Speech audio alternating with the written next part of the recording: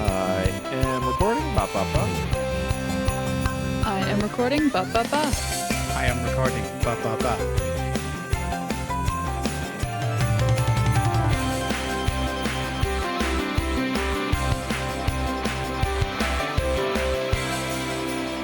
What's up, everyone? Welcome to some episode of the Pokemon Podcast. I don't 585, Nope. 90, Yep. 597 would be my guess. Yes. That would be it. Definitely your it's first Christmas. guess. Yes. That's my first guess. I'm your host, Steve. With me is Hannah. I apparently know the episode number slightly more. But yes, I'm here. Fair. It's near the end of the year. It's wild. Yeah, and we another Pokemon game in the books. No. Not quite yet. Al is here. Yes, it's not just near the end of the year. This is the last episode of the year, unless you're releasing on Sunday next week, Steve.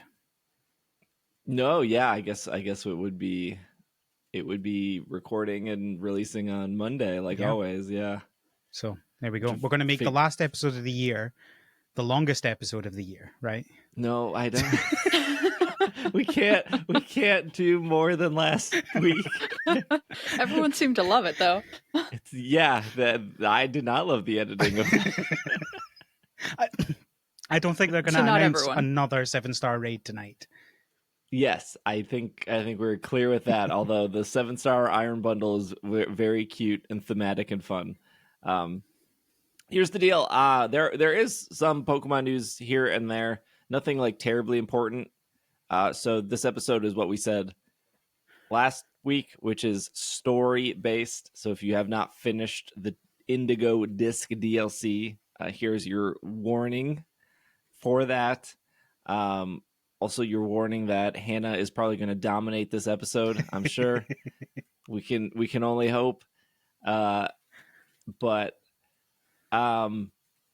I think before we get into it, I have one thing I want to talk about last week. I think Al wanted one thing to talk about last week. Mine is I still am blown away about how much people love the Synchro machine. It is still mind-blowing to me that people like this, and I have such a love-hate relationship with it because I used it to knock out Delibird outbreaks, which my frustration is I can't use it anywhere else. So it's like I need to pick Delibird outbreaks in the terrarium to use it. And then I realized I was like, okay, this is great. Like if a shiny pops up, it's okay because I'm still standing here because it's just an outbreak and I can get it done faster. And then I realized also because you can't check your map, you also can't check the timer on your sandwich, which is just like another like just frustrating thing of like, I'm having a good time with it. Let me just check how much time I have. Oh, I can't. I have to like go out of it. There's just so many little things that make like I get the core concept of people being like, I get to be my favorite Pokemon. I understand. Cramorant Unite was one of the best things in the entire world for me because I could waddle around and tippy tappy and shoot Aracudas at people. But the amount of limitation like that you get in this machine is so frustrating because it is charming, or it can be charming. I agree. I think I was also using it for Delibird raids. Mainly because the shiny is so obvious that you can't just like miss it, and also because I have enough shiny Delibirds, I don't really care about them. Like, I spent yesterday doing it and got like 5 of them, and I'm like, I already had the one I needed, right? I don't need all these, so I need to. Someone suggested wonder trading them tomorrow, so I think I might do that. But yeah, I was enjoying it for that. But yeah, it's like I really want to use it for more hunts, but the problem is that I don't trust my eyes enough for most shinies. Especially like Milcery last week, I wasn't doing it for that, and Flabébé certainly wasn't doing it for that. Like it's just too risky when those shinies are so hard to notice. Yeah, no, that's totally fair. It's just a fun thing to do. I still enjoy using it for BBQs. But you can't see what the BBQs are that you're trying to do. You just need to keep track, and honestly, that one shows up so Keep track. often. As long as I just keep doing it, I figure I'm helping. Oh, I see. So you're doing it with when you're doing it with other people. Yeah, okay, fair enough. Because then they do keep cycling around. I guess you don't need to keep track of them. I was doing it for BBQs on my own, and when you've only got Mm-hmm. 3, it's really hard to figure out which ones you have. I don't even know if you do a BBQ as like a Miascarada, you can't see it because you can't open up any menus. But if you do it, it should still pop up, right? That you did it. I don't think it Yes. does. Oh, it does. It does. Okay. When you complete it, it still says completed. Okay. But if you're doing it with a bunch of other people, that is kind of constantly going. Yeah, So you yeah. just kind of have to keep track of how many you've knocked out. Yeah, I noticed that so it's only showing 3 at a time, and no matter how many you have done, it will still take the same amount of time to show on the screen. So Yes. that's why, as I mentioned last week, that's why they're like constantly always there, because it's all you need is someone to do 4 really quickly, and then that's it. You've got a backlog. You're never going to see the end of the list. Yeah, I made a video about the. This is a good transition. I made a video about the item printer because people weren't understanding how it works. But the main purpose of that video, because I'm sure every Pokemon content creator under the sun made a video about the item printer. The thing that I noticed that I didn't really see people were talking about is the different percentages of what a Pokemon is worth. So like Delibird was worth 56 percentage. I don't know, like Delibird's liver is like 56%. You put 2 livers in, boom, you're like that's one print job. So when I was doing the outbreaks for Delibird, I was like, I don't even care to get to 60. I'm just going to clear the entire outbreak because I need the materials anyways. And then I'll just move to the next outbreak. Like, and then I'll just move to the next outbreak. And if a shiny pops up, great. If it doesn't, not that big of a deal. Should pop up because the shiny odds are pretty high. But also, I'm going to get a bunch of material. And the next event coming, which is the New Year Dragon event, it's like Duraludon, Dratini, and Jangmo, I think. Yeah. Yep. And they all have pretty high percentages as well. So I really like that certain Pokemon are worth certain things because it makes you just want to clear the outbreak regardless. Like there was like a Bombardier outbreak I had, and I remember Bombardier was being like good for that. And that was my thought. I was like, I already have like a shiny Bombardier, but also like I could just clear this outbreak. If one pops up, awesome. If it doesn't, like I have all this material. And I'm very curious how many people never touched their material in like the last year. They didn't make TMs, they didn't sell it. They like got addicted to the item finder, just ripped through all of their material, and then in terms their BP. And now they're like in this like loop of like, oh, I need to knock out Pokemon because I don't have any material to run the machine. I mean, first of all, I need to apologize for my hate of the item printer. Like I wasn't thinking of it in terms of the like the 0.1% to get the Pokeball is Pokeball Lotto or whatever it's called is per item, so you actually get like roughly 1% for each time, which is a much bigger percentage. But anyway, I've been enjoying doing that. I think that what I like is, we've talked before about when you have something where you're trying to grind out something, giving you a secondary thing to do as well, this is exactly what that's doing. You can be shiny hunting while also gathering the resources that you can then use for the item finder. No, item printer. Because I keep calling it item finder too. Can they stop reusing similar names? I struggle with words as it is. Thank you. Because before now it was like, okay, you can get these, but what are you getting them for? You're getting them for TMs, and it's like, well, I use most TMs maybe twice. Like I'm not a competitive person. Obviously, I'm doing the raids. I'm enjoying the raids, but there's only so many Pokemon you can actually build for those. And this gives you something that it really doesn't matter which one you have as well. You can use it for that. That's what I really like. Because, just now, obviously, I'm focusing on Delibird, and I'll be focusing on Duraludon next time, mainly because I don't have the shiny, but also because of the high percentage. But it also means that no matter which one you're doing, even if it was only worth 9%, you still, if you hunt that Pokemon, you're going to get hundreds of them. It's going to be really useful for the item printer, no matter what it is. Yeah, there was a the cafeteria, there's for 50 BP, I think it's like the pizza. I love the American cafeteria food that they did. It's like item drop level 2, and then it's title level 1. So that's what I did for Delibird. I was like, I don't want to use an Urban Mystica. I don't want to make a sandwich. I'm just gonna buy the item drop 2 because like my main goal was to get more Delibird feet to like grind into the mission. Delibird's an easy one, Steve. It's feet. It's presents. Yeah, I've spent so long trying to come up with an alternate theory for Pokemon Go that's not grinding Pokemon up into candy, and now you're just here talking about Jangmo livers. But they are like, some of them are like, I don't think any of them are the insides of them. Like some of them are like fur and stuff like scales. That. And there might be as close as like beaks is probably the most dodgy there ones. There are some that are a little iffy. Yeah. But there are no internal organs. Not a single one is an internal organ, Steve. The best bit was on your video for the item printer stuff is you were saying like Delibird livers or whatever while it was showing on the screen. Delibird presents. It was literally on the screen, Steve. I think the item printer is great, and at first I was actually I don't think I said this last week. At first I thought I was going to be like, okay, I don't want to be the guy that's like everything is like shinies are too hard or shinies are too easy, but I think there is like a balance, and it did kind of feel like, man, this machine is so good at just giving you money and giving you apricorn balls or master balls or whatever, or safari balls.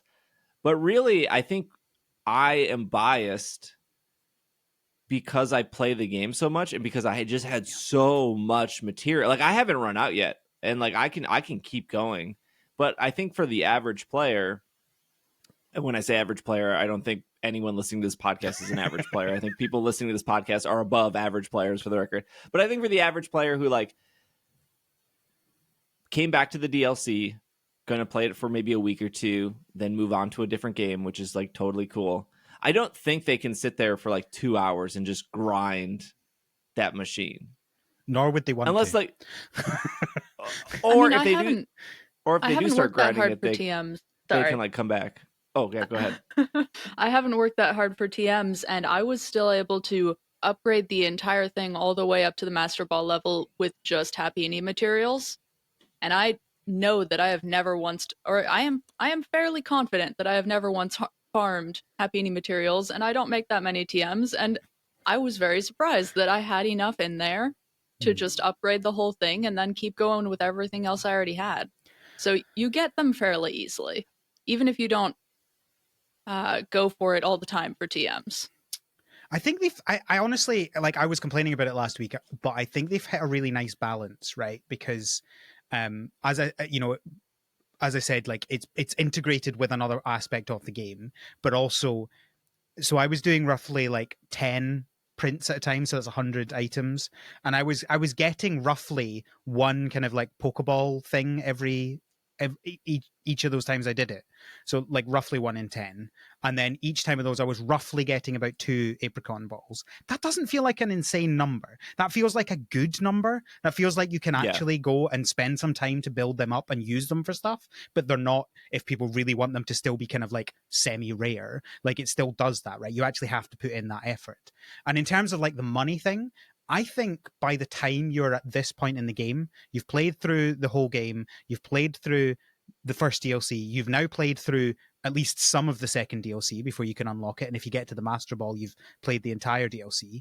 Like, I feel like you should be able to get money pretty easily by that point, right? And if you really want to get money quickly, you can do that by going to the tournament. You can just, they've set it up again so you can just spam through that. So if you have a turbo controller, you can essentially get infinite money. So I think don't the item think that's printer might actually be faster, possibly, but especially it's more because difficult to turbo control, I think.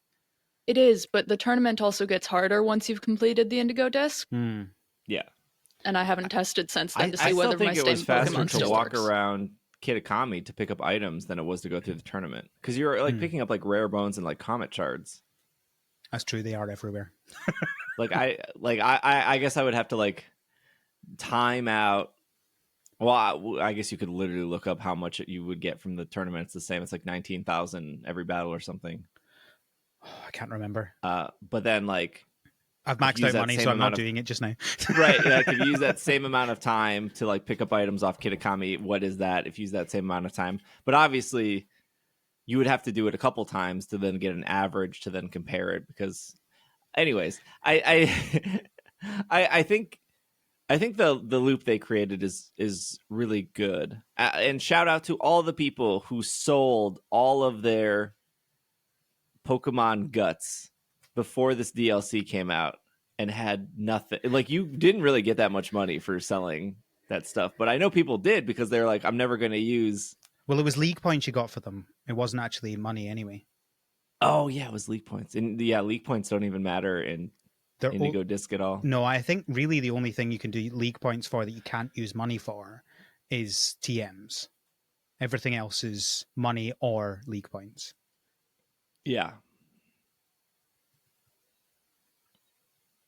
Also, like, there's no vending machines like in Isle of Armor that we didn't talk about. Like, you got discounted vitamins from upgrade. So in Isle of Armor, you could upgrade the dojo, and one of the upgrades in the dojo was to add the vitamin vending machines, and they had like 25 like HP ups for like a discount, like a significant discount. Okay.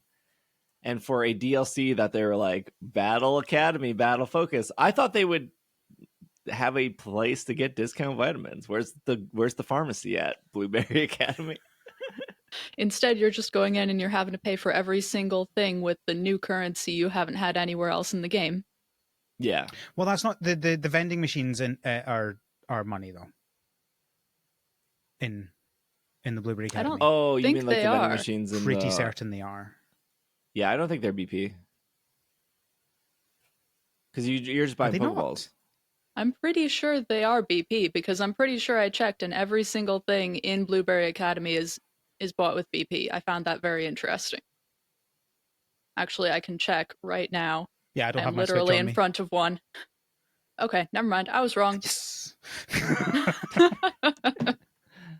I was gonna say because you have to buy like a quick ball before you even, or you don't have to buy a quick ball, but if you didn't have any Pokeballs, you had to buy like Pokeballs to do the first Grimer, or not Grimer, but the first like catch and Alolan Pokemon mission. Yeah, but you can make BP before that. No, I don't. You can't make BP until that mission is done. Then Lacey unlocks it for you. Okay. Yeah. I mean, you could go fly somewhere else and buy balls, but Nintendo really walked me through that.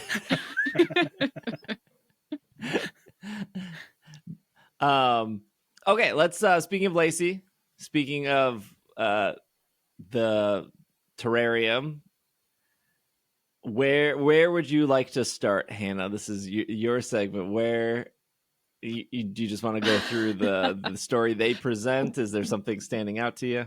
Gosh, okay. So I think I want to preface with the fact that the Twitch streams I have been doing for the month before the Indigo Disk came out were very story focused. I spent a month going through and specifically focusing on the story of the main game, the story of the first DLC, leading up to the last one, leading up to the Indigo Disk, imagining it would be this grand finale, and I came out of the Indigo Disk thinking, that can't be it. That's not the end, right? And I think that I just want to talk through the entire story of the Indigo Disk and also maybe point out the things that we think might be coming up in the epilogue that was announced with the trailer this week. I was going to say, isn't the end the epilogue? Yeah. That's why it's called an epilogue? Well, I mean, an epilogue is meant to be after the end, isn't it? It is meant to be after the end. It's meant to be like additional story. Like, I feel like when they say the end, we should probably feel satisfied with that. And the epilogue should be 5 years later. Well, obviously not 5 years later, right? But that's what they do in, like, be worse after credits.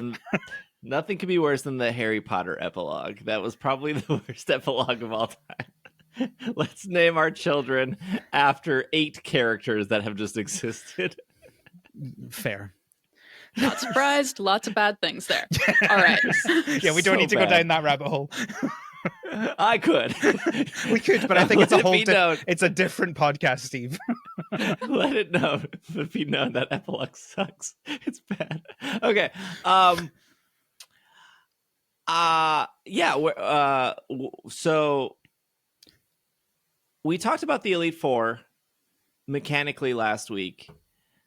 There is some Elite Four story involvement, and like I think they did. Here's what I'll say, and I don't know if Hannah agrees or disagrees. I felt like the story of the Indigo Disk was like when you go to a movie's Wikipedia and you just read it, and you're like, "Yep, that whole movie makes sense."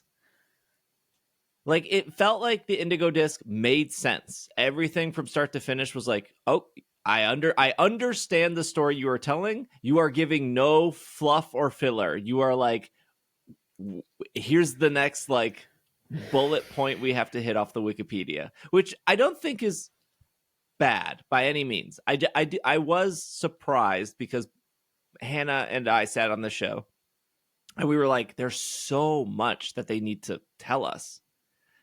And they did kind of answer. There's probably one or two questions that they really like maybe kind of glossed over, but like they did kind of tackle everything in very like, oh, we're that okay. I guess that's your answer. Next bullet point, please. But it did feel very.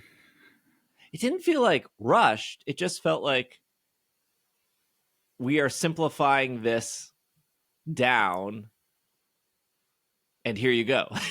Like no filler. There was maybe a little bit of filler, a little bit of fluff in the fact that all the characters in the Indigo Disc felt like anime character tropes, and there were actually interactions between the characters, there were relationships between the characters, there were feelings between the characters introduced in the Indigo Disc, between all of the Elite Four. They were clearly classmates who had relationships of a sort or other. They liked each other, or they didn't like each other, or they were annoyed by one another. And that was neat, but that wasn't really quite the same stories I was expecting to learn more from. The stories I was expecting to learn more about really were kind of Wikipedia entry kind of thing. I feel like the game really wanted the characters to have character arcs. And so they wrote that they had character arcs, but they didn't actually write the character arcs themselves. So you see the beginning of the character arc and you see the end of the character arc, but you're like, but how did we actually get from there to there? You know, like if you take like Kieran's ending, for example, right? Ending. Well, okay, ending within this story. It's like, okay, he's you know, at this point where, you know, he's clearly been hurt by us in the previous story. He's clearly having some trouble. He's trying to like make himself big and strong because that's going to fix everything apparently. And then it's kind of the same for most of the story. And then right at the end, he's like, oh, you've done the exact same thing we did in the last one. You defeated me and then you caught the Pokemon I wanted. Oh, I guess everything's fine. Can we go back to being friends? Like there wasn't really any substance there with that. You're just like, I see where they wanted him to go, but why? There are moments that I'm hoping they're going to maybe expand on a little bit more. So if we want to talk about the Elite Four first, we can talk about the Elite Four first, but I've spent, I think, at least 20 hours thinking purely about Kieran. Yeah, I think Kieran is like the highlight of the stories. For the Elite Four, like I guess the two characters that stand out for me for the Elite Four are Drayton, who is, I think one of the coolest characters in the entire franchise. And I think I'm a little disappointed that like every character had like pretty much a closing arc, and Drayton didn't really close. Like you feel like it's going to close. Like Drayton comes off. So what I like about Drayton is that he's like this lazy, like millennial energy. Like I'm like I'm successful, but I'm also like lazy. But like I'm like everyone likes me, but also there's like a few people that don't really like me. Like it's really relatable. I think to at least me. And when Carmine is like don't trust him. He's a jerk. But like to you, your character, you holding the controller, he seems awesome. Like he's super friendly to you. He's really welcoming. He wants you to join the league. And then at some point in that story, like I can't remember what character says, like you cannot trust Drayton. He's up to something. But like again, like the energy he's just giving you is like, you're awesome. Glad you're here. Love you, man. Let's get lunch again. And then at the end when Kieran loses, you can see it. You it's like how you're like if you were on a date with somebody and you're having like a really really great time. Everything's good, and then you go to dinner, and then all of a sudden your date is super rude to the waiter. Mm-hmm. And you're like, oh my gosh, I now see what everyone was saying. Like I had such a good time, and now you're like, I have this like ick that you're like super rude and dismissive to the waiter. And just to check, you're talking about the moment where he goes up and says to Kieran, "How was it, ex-champion?" Yeah. That it was so cool when he said that because it was so petty. So like you go through this whole like Elite Four and you see that arc of like, oh, now my character is personally seeing Drayton be this like bad guy that everyone was warning me about, and he does that in front of Kieran, and you're like, oh, here it comes. But that's kind of like the end of that story. Yeah, they don't expand on that.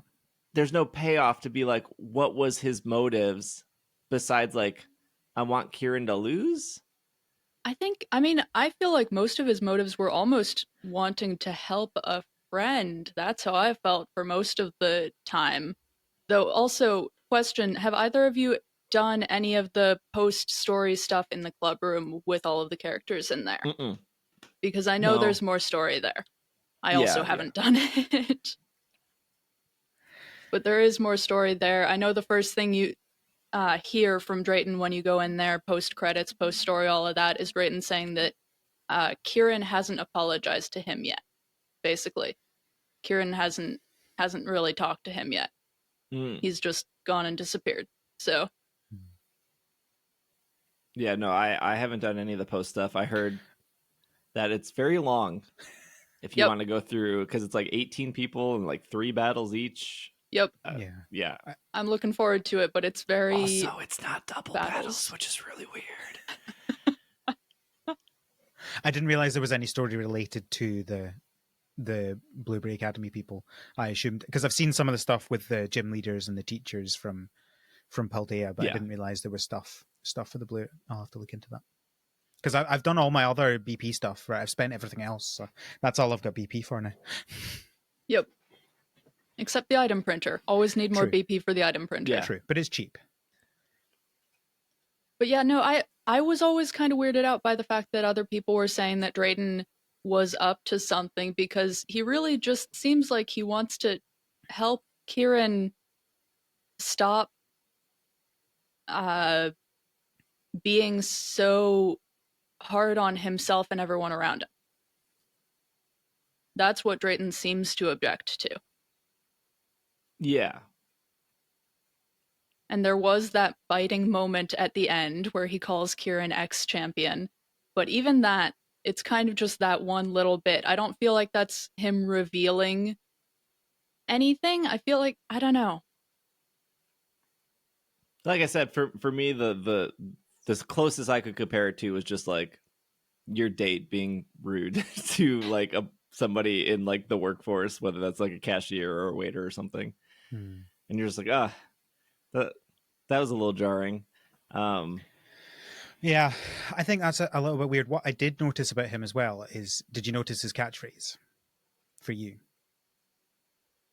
It's champ in the making. No.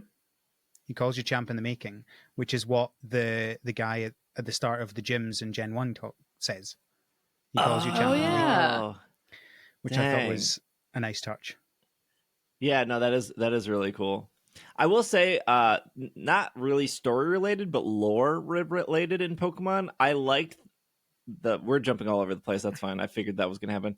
I liked when, after Kieran loses, Drayton is like, okay, well, you get to move down the ranks Yeah. And you're like the number 2 trainer now, which means I'm the number 3, which means Crispin is like out of the Elite Four, and Crispin is like, no. Like, it was just kind of cool to see that like openly talked about, of like, hey, we actually have a structure in our like Elite Four. Like, I'm sure all Elite Fours have structure, but like they like openly talk about it. Yeah. And it was just like, it felt like more connected, instead of like what the mess of like the X and Y Elite Four was, where you got there and like no one like had any connections. It didn't make sense. You could do them in any order. Like, the only one that you saw prior was the Team Flare reporter on TV, and then you battle them and you never think about them again.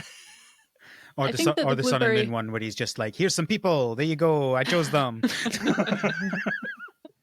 You already fought Yep. these. Here's a girl with a toucan. She used to golf.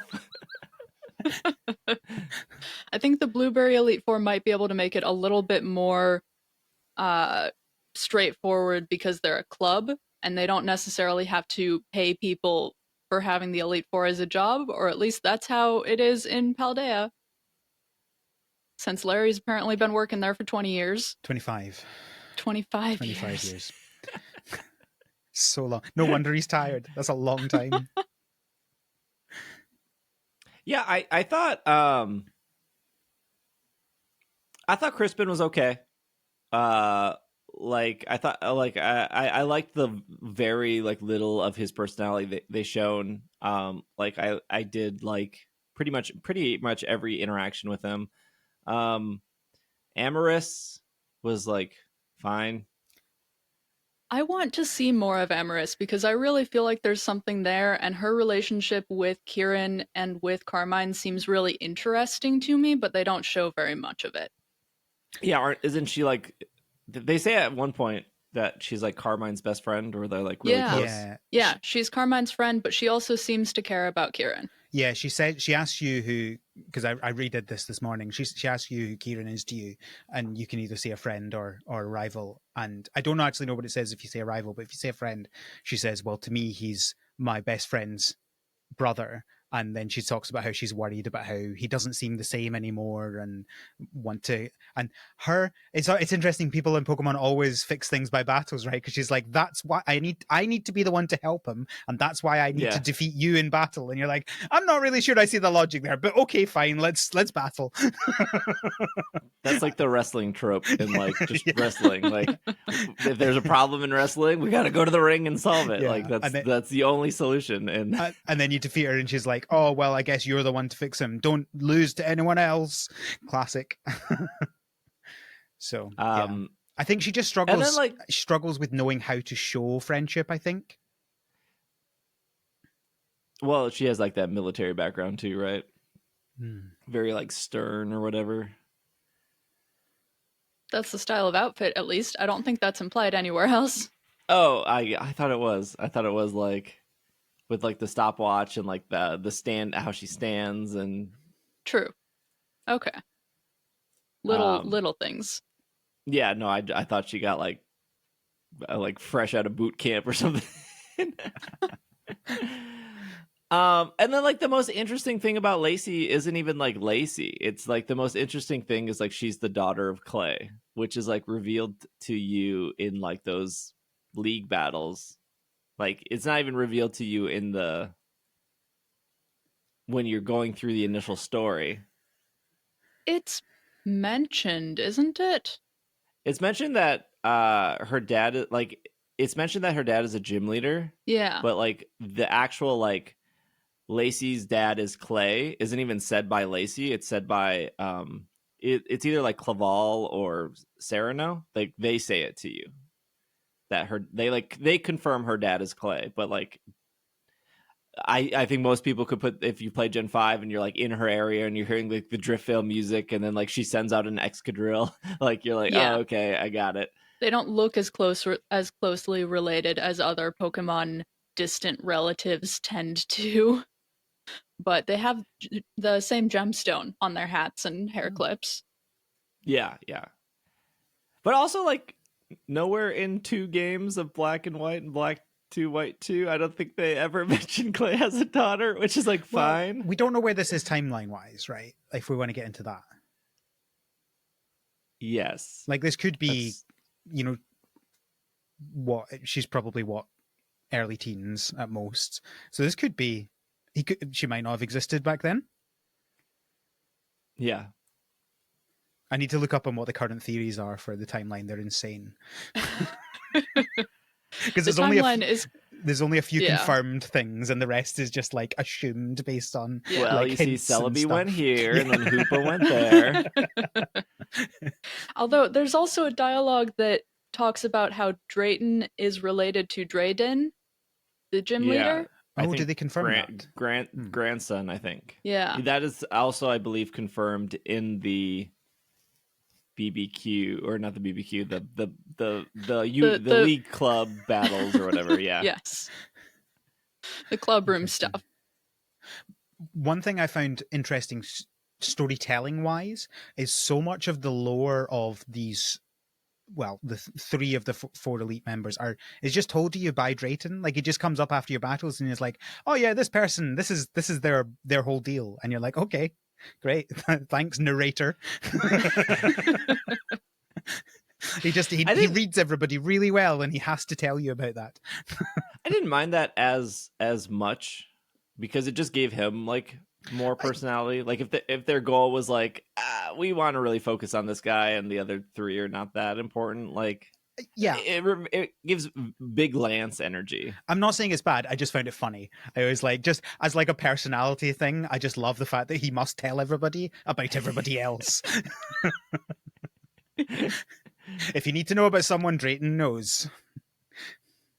Yeah. And I think the obvious after the Elite Four is the Kieran stuff, which kind of pushes the final bit of the story. Because, like, are we like missing anything before we get to Kieran? I mean, like, it's kind of like you do that opening battle with Carmine, you see Kieran for the first time, then it's pretty much like battle the Elite Four, take your time, whatever order you want, and then you get to the actual Kieran stuff. Like, Yeah, I was shocked how like, oh, there's nothing else I can just battle. Oh, like, which is totally fine.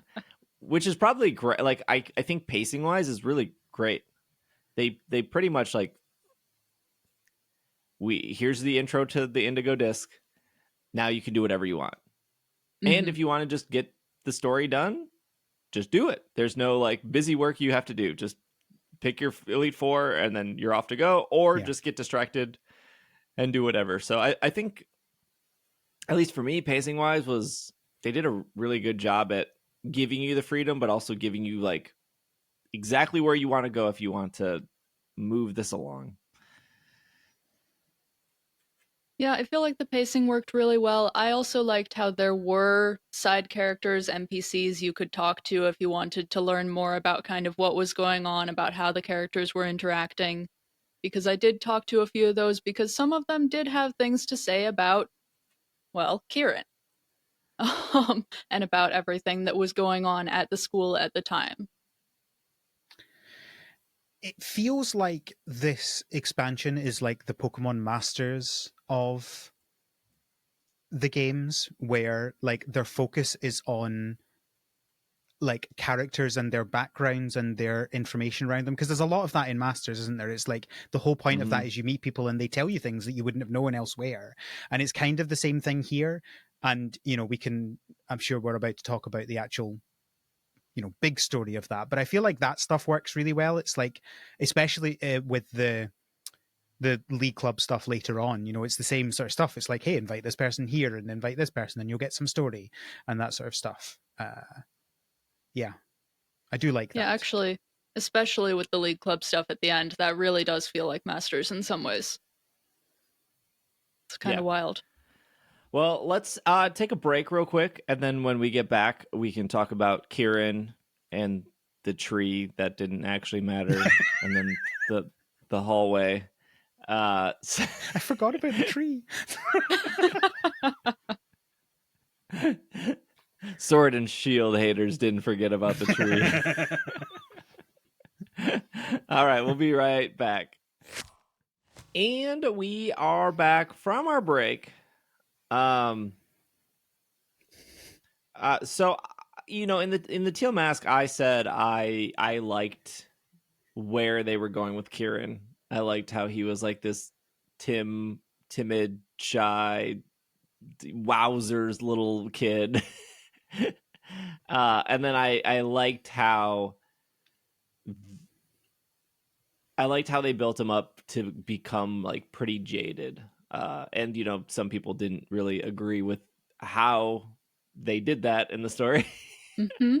But like, to me it was like, okay, those are the points they want to hit to make this kid become like somebody who despises you. And I did like that. And it was cool to me to see what they built up in this DLC of like, I don't want to say like we finally got a mean rival, because like we've had Gladion, we've had Bede, we've had Avery, we've had like Clarissa, I guess. And we have Carmine. Yeah, Carmine, which was supposed to do the flip of Kieran, of going from like angry, rude, mean to like sweet. Or like Hugh. Like Hugh was also like pretty rude and pretty standoffish, except he just wasn't to you. He was just to everyone else. So I don't know. I guess if people were really like, I wanna rival that's mean again, like. Well, I kind of feel like, at least this is the way I've been conceptualizing it, Kieran isn't really a rival so much as he is a villain. The issue that I took, and that so many others took, with the end of the Teal Mask was that what he does with Ogerpon there at the end is the actions of a Pokemon villain, not of a rival. He's trying to force a legendary Pokemon, any Pokemon, to come with him, regardless of what the Pokemon wants. That's the action of a villain. That's not the action of a Pokemon rival. And I thought that was really interesting, and that was kind of the tricky part, in that they were trying to make that turn from a character you're supposed to sympathize with, maybe even relate to, into someone who's doing these things that are just not okay. And I don't necessarily think they did that as well as they could have, partially because of the order of things that I suspect, because I have a lot of theories built up in my head. We're gonna maybe figure out more as time goes on. Yeah, like Hannah and I talked about this off the podcast, but like the Ogerpon incident very very much felt like Cyrus and Giratina, or Maxie and Archie and Kyogre Groudon. Those three that I just named all failed at what they went out to do. I guess like technically Archie and Maxie got Kyogre and Groudon, except they like lost power like literally instantly.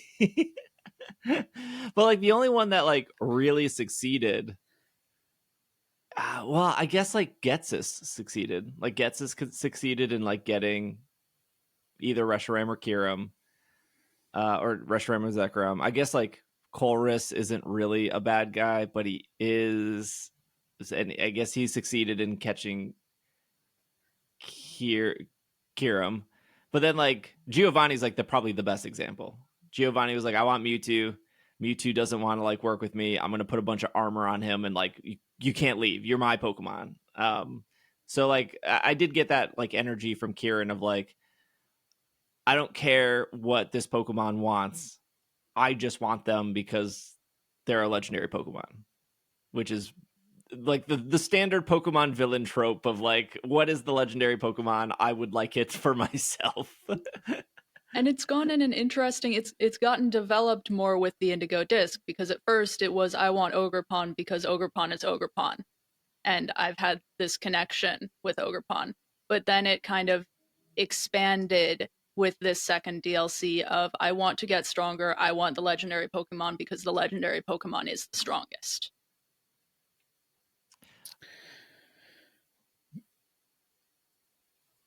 Yes. Waiting for this, agree. like, I think it's interesting, right? Because I think, well, I wasn't sure whether we were going down this road because we haven't talked about the battle with Kieran, which we didn't talk about last week. I don't know whether you want to talk about that or not. yeah, first. let's do it now. Yeah, you can go ahead, Al. Okay, my point was about the layer story. I like the one key thing that I thought about the Kieran battle was I like how he reacts to you bringing out Ogrepon, and he's so viscerally angry about that. Like it's not just like a oh whatever. No, it's like you can see in his face that he is just raging about that. He is so Do you unhappy that you remember would what he taunt says? him with Ogrepon.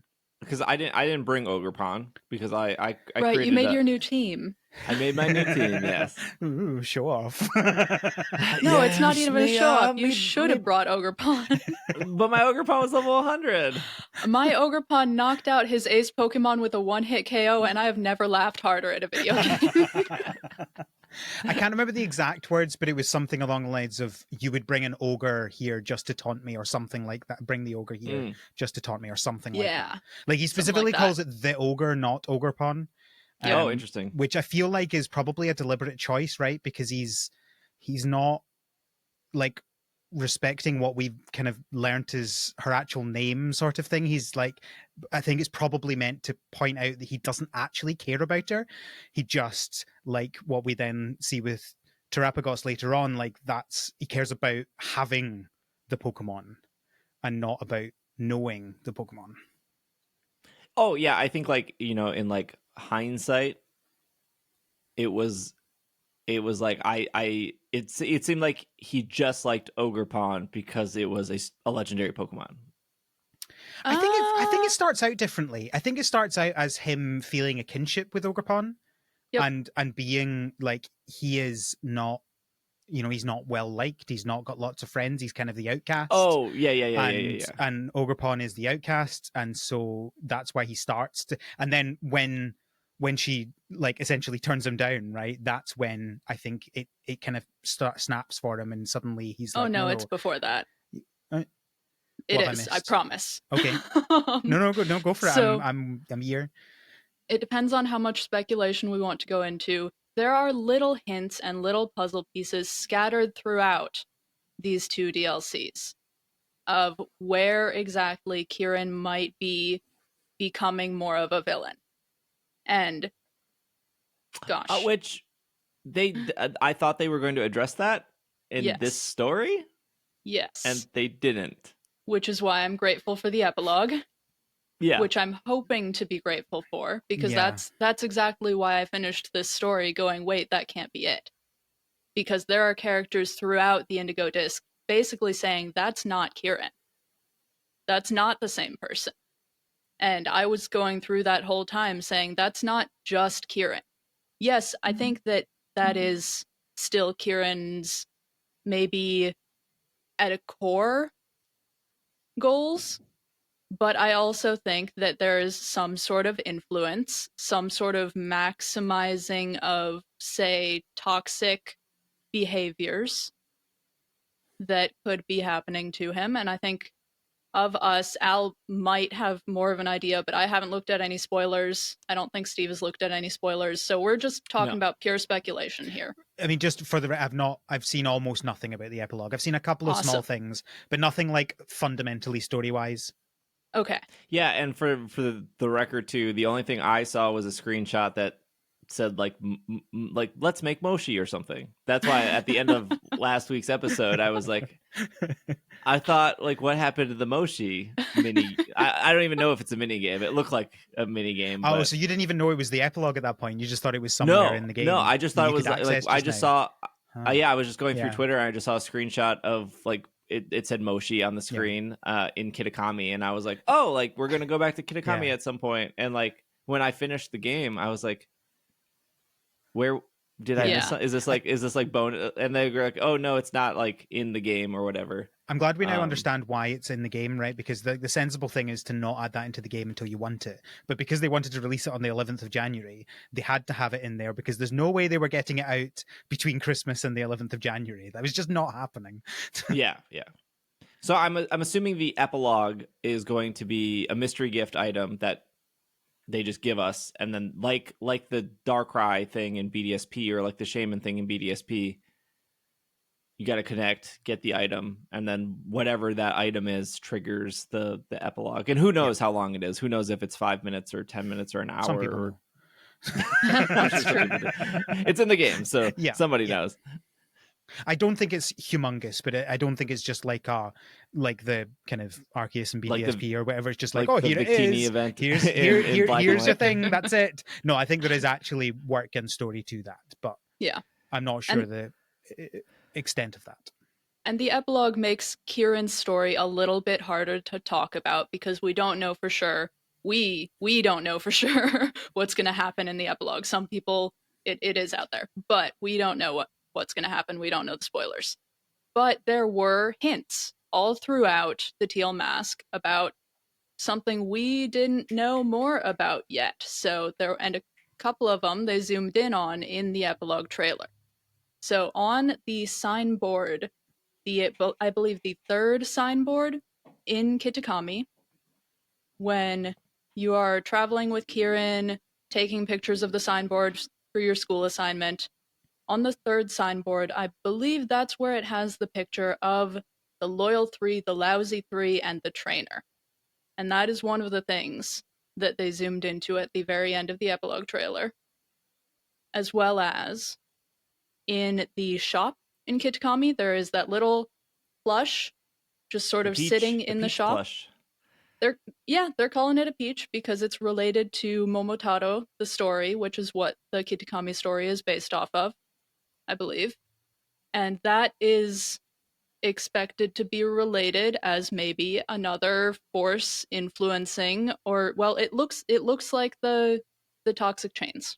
That's the easiest thing to talk about there. It looks like the toxic chains that are on the 3 Lousy trio of Pokemon. It is the same color, it is the same shape as the chains that have chained up those 3 Pokemon. And so those are 2 hints that were in the epilogue trailer that I'd been kind of pointing out in my playthrough that I think are related. There are also... Oh, sorry. There's one more hint. I don't know if you noticed, Hannah, but the Loyal 3 or the Lousy 3, they all have the same category of Pokemon. They're known as the Retainer Pokemon. And so a retainer would mean that they are working for somebody. Yep. Yeah, I mean, they are all chained up. They're all retainers. Yep, that makes complete sense. And then the other hint towards this particular part is that when you're in Kitakami at the festival and you're looking up at the lanterns in the summer festival that ended up not taking place in summer, they have types for each of the Lousy 3, and then they have 2 types outside of the Lousy 3, or maybe 1. I think it's 1 type. It's is it just the ghost? It's just ghost that's out of place. Yeah, there's the ghost that's out of place. All of the others are the same types as the Lousy 3, and then there's the ghost typing on those lanterns there.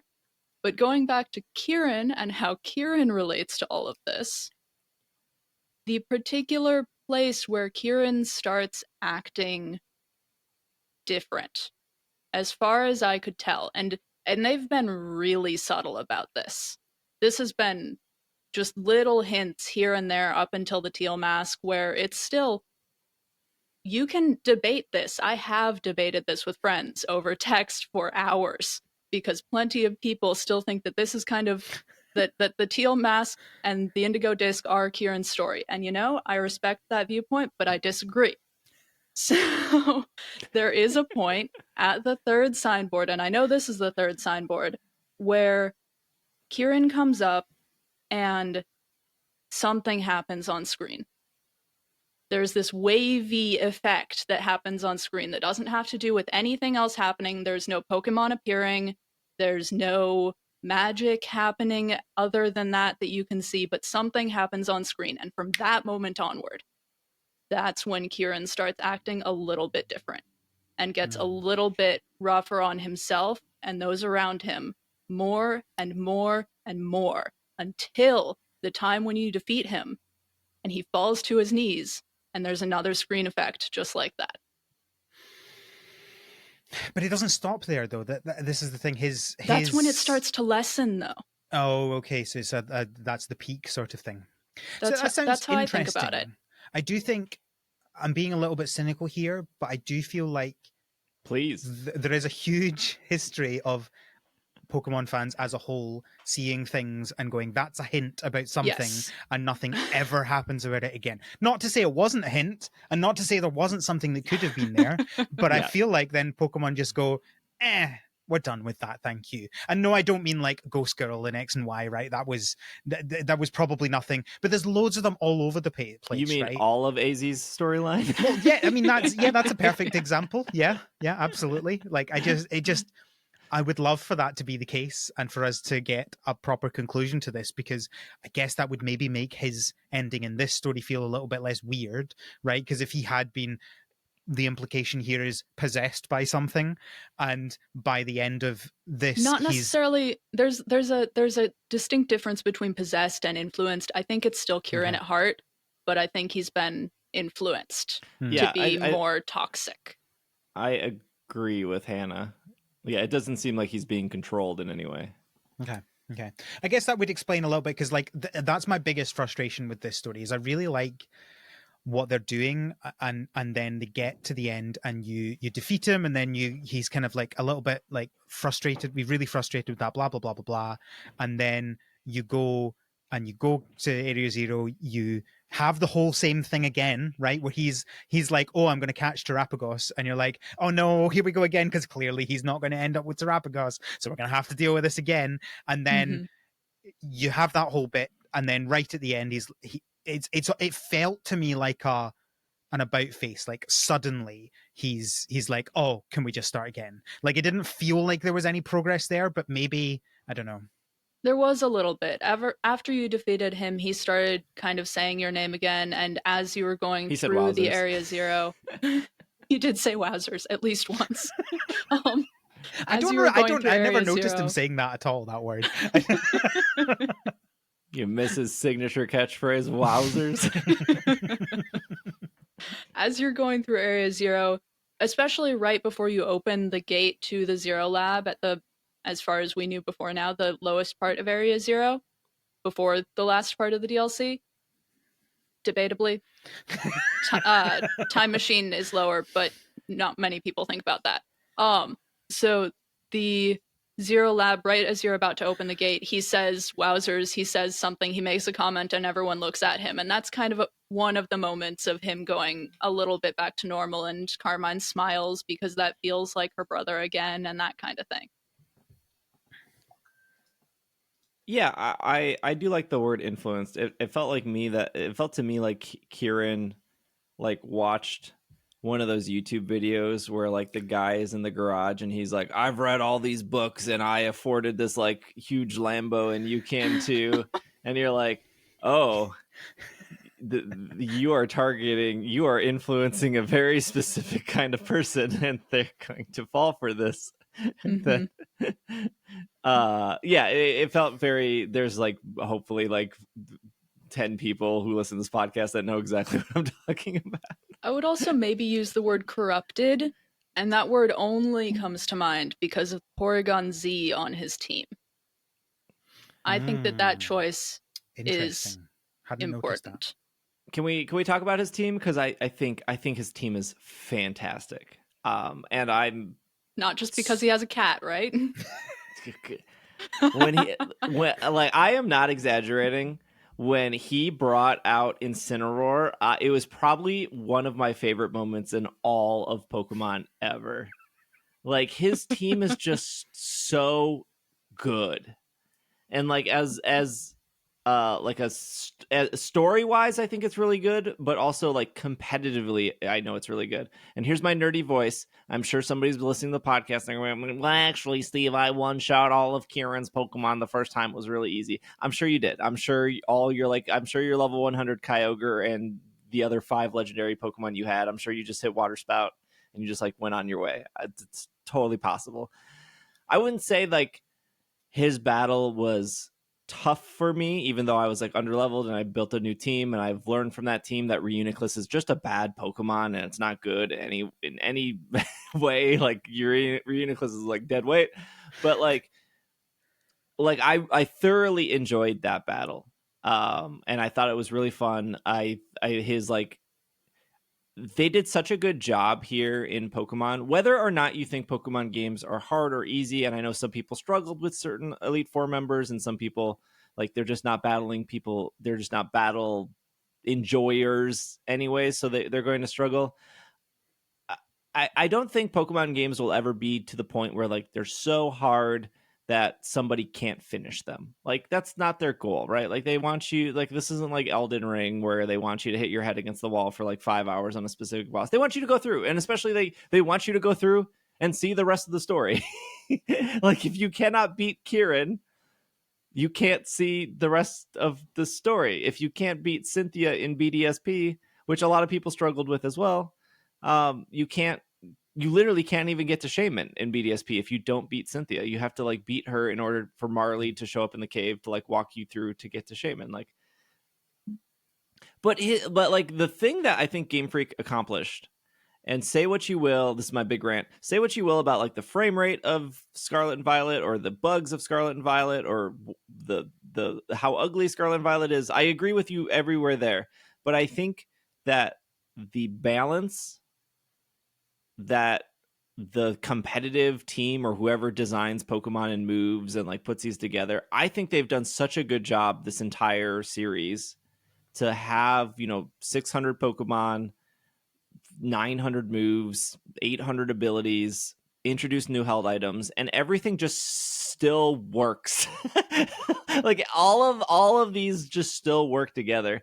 And I think they accomplished the thing that they probably set out to do, which is like, we're going to show you in every battle, whether that's an NPC, whether that's an Elite Four member, or whether that's just some nobody standing in an open field, we're going to show you a combination of how moves can work together. Whether that's like Rabsca and telepathy, or discharge next to somebody who is ground, and then earthquake next to somebody who is flying. Like they've done such a great job showing like, here are how complex our game is, and like we can like, oh, I didn't know I could do that, or I didn't know that those two together. For example, with Kieran's team of Dragonite and Politoed, of Hurricane being 100% accurate in the rain, Thunder being 100% accurate in the rain, like the helping hand. Like I even forgot for a second, like I was like, oh, I'm just gonna Draco Meteor the Dragonite, and I was like, oh, I completely forgot it has multi-scale. So like literally if I chipped it 1 HP and then I Draco Meteored, it would have died, but because of multi-scale it survived it. Every Pokemon has a held item, so you have Expert Belt on Dragonite, Wakan Berry on Politoed, Life Orb on Porygon Z, and then he comes out with literally like the best Pokemon in all of competitive, Incineroar, which is just absolutely fantastic, with a Citrus Berry, which is normally what Incineroar runs. Like double screens, Sucker Punch, Spirit Break, Grimmsnarl. That is such a common, like popular set to run on. The only thing that his like team is missing is like protects. Like if I look at his team just doesn't have protect. But like Assault Vest, Hydrapple, like if you literally look at the competitive ladder, like that's what people are running on a Hydrapple already, is Assault Vest, because it like makes the most sense.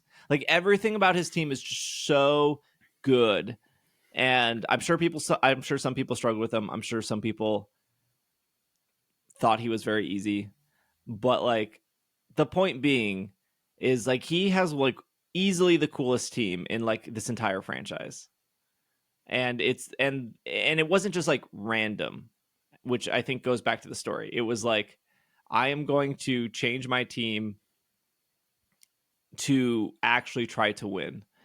And I think it's a little similar to Hop, where Hop loses to Bede, and like Bede like makes fun of him. And so Hop drops his ace, which is Wooloo. and then like changes his team, which is like really great. And it's so frustrating that people like hated on Hop so much, because like every other rival you crush, they just come back with the same team the next time. But like Hop actually tries to like change his team because he keeps losing. It's like the first time in Pokemon history where they're like, you know what? I've lost to my rival like 8 times. Maybe I should change something. And then Hop does. And of course, like he goes back to his original team because he's like, I just miss using Double, which is like very like, yeah, use your favorite Pokemon kind of thing.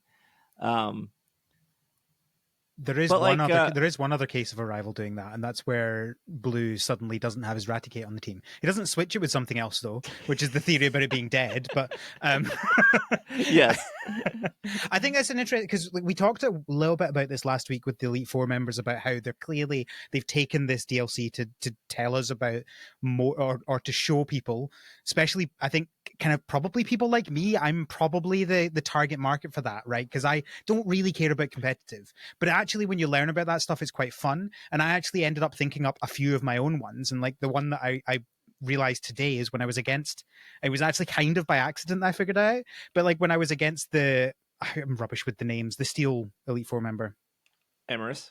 Yes. I was like, I really need to use, obviously I need to use fire, blah, blah, blah, blah. And I had Chiyu, is it the goldfish? Mm-hmm.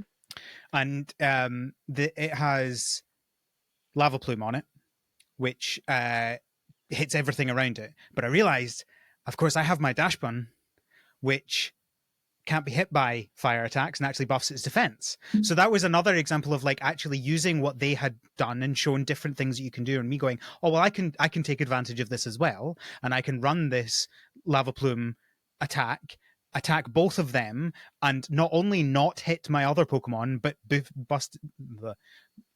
increase its defense at the same time. And so I that's been really nice, actually being able to think, I'm still never going to do competitive, right? I don't have the time. I don't have the energy for that.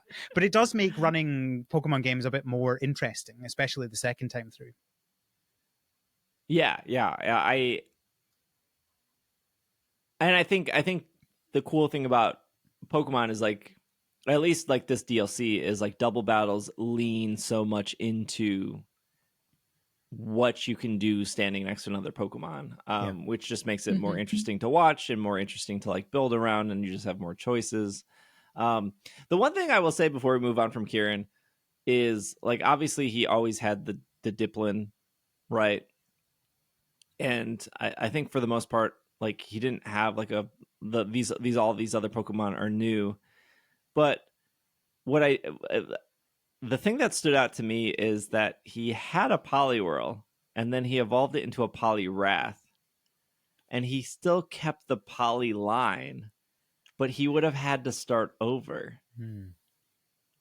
He would have had to catch another Poliwag and then evolve it the other way. And I don't like, I think that's intentional, of like going from Wrath to Toad. But it kind of shows like, oh, I had to go like do the work again, which I really liked about Kieran's character, of like, minus the like obsession / whatever. Like it showed that like he actually wanted to get better as a trainer, and like why he was undefeated, because like his team is like really balanced, and there's like a lot of thought into it, and there's like a lot of synergy with it.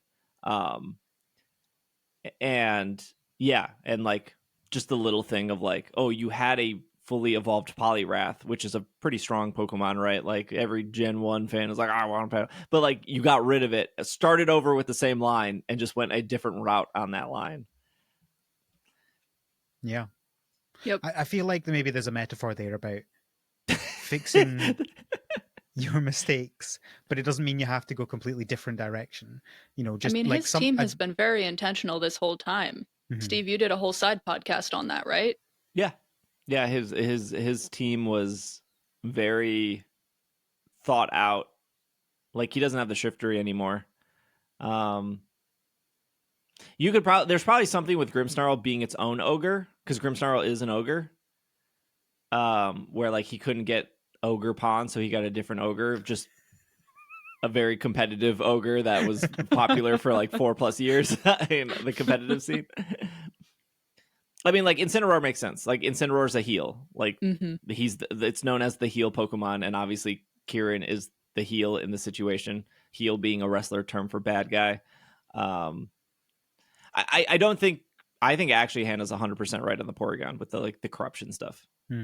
Like I think that's why Porygon is here. Yeah, Porygon was sent out, and I went, "Oh, that's it. That makes complete sense." But it's very cool how they've been able to keep some thematic stuff going on with Kieran's team while also making it very competitive in those ways.